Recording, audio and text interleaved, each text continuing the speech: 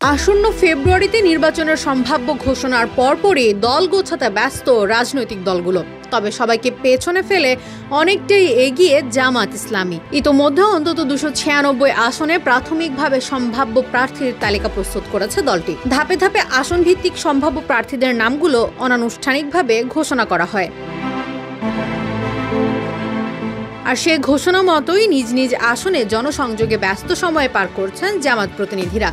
কেন্দ্র থেকে তৃণমূল পর্যন্ত নেতাকর্মীরা নিজ নিজ এলাকায় নানা কৌশলে গণসংযোগ করছেন। সভা সমাবেশে ভোটারদের আস্থা অর্জনে দিচ্ছেন একের পর এক প্রতিশ্রুতিও। নির্বাচনের মধ্য দিয়ে রাষ্ট্র ক্ষমতায় গেলে গণতান্ত্রিক বাংলাদেশ গড়তে জামাত কি কি উদ্যোগ নেবে সেটিও জানান দিচ্ছেন তারা।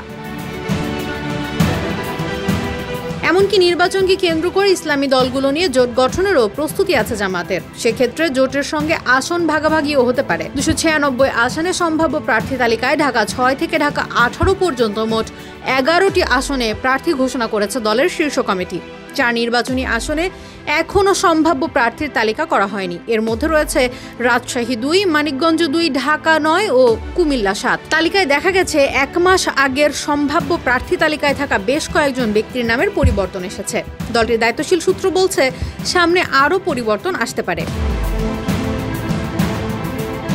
জামাতের হেভিওয়েট প্রার্থীদের মধ্যে ঢাকা 15 আসনে আছেন কেন্দ্রীয় আমির ডাক্তার শফিকুর রহমান, খুলনা 5 আসনে কেন্দ্রীয় সেক্রেটারি জেনারেল অধ্যাপক মিয়া গোলাম পরওয়ার এবং রংপুর 2 আসনে সদ্য কারামুক্ত এটিএম আজহারুল ইসলামের নাম শোনা যাচ্ছে। সুনামগঞ্জ 2 আসনে প্রার্থী তালিকায় আছেন অ্যাডভোকেট শিশির মনির। জামাত নেতা এটিএম আজহারকে মুক্ত করতে তিনি বড় ভূমিকা রাখেন। দলের নায়েবে আমির ডাক্তার সৈয়দ আবদুল্লাহ মোহাম্মদ তাহের প্রার্থিতা পেয়েছেন কুমিল্লা 11 আসনে।